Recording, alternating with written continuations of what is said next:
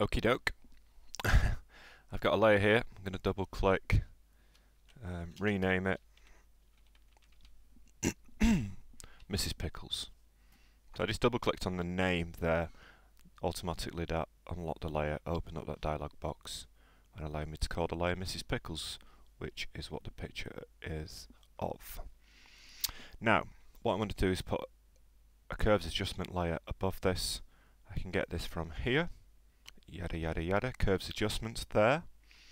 I can go to layer, new,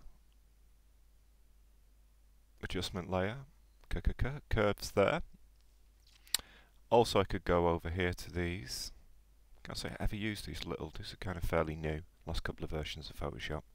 I can get curves from there. But anyway, let's do that, let's click it. This gives me a new layer, which is an adjustment layer. Here we can see a histogram, and this histogram tells us where any dark information is. So over here would be the blacks. There's no info there, is there at all? A little bit on the highlight there, and most of this information is gathered in the middle.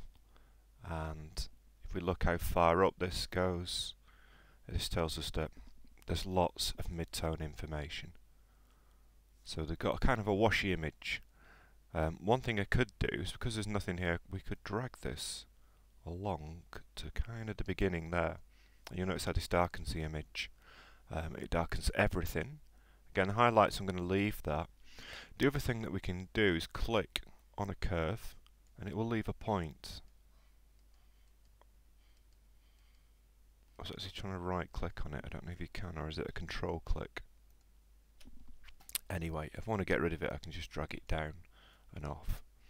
But clicking there, click up here, and then I can adjust. Got to be careful that you don't do something like that, which is easy. But I could fine tune this by moving this curve. So I can put as many points on there as I want. But let's just say that'll do for now. Now, as I said before, this is applied to the image globally, and I don't want that. So where I've got white here, I'm going to fill this with black. So by simply filling this with black, we hide the effect. If I then go back to the curve, what I want to do now is go to B, which is brush. We might have to make this brush bigger. Okay, let's just take a soft brush. I'm going to make it very big. And let's just check the brush is normal. Flow is 100%. The opacity, now I might want to reduce the opacity so the effect isn't as an abrupt. Make sure that I have white for my colour, so I'm painting white onto a black mask. So I'm on this layer. If I select that there, it tells me that I'm on the curves layer. B for brush, and let's just click, and you should just see this darkening.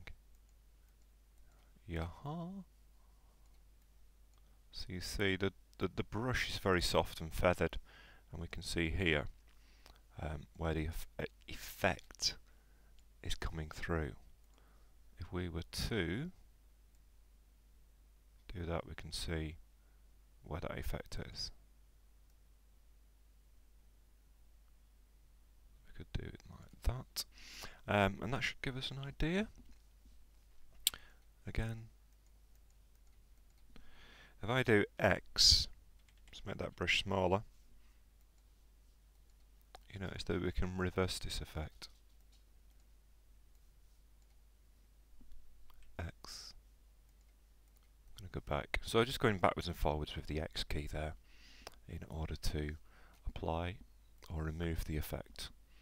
Okie dokie, we're done.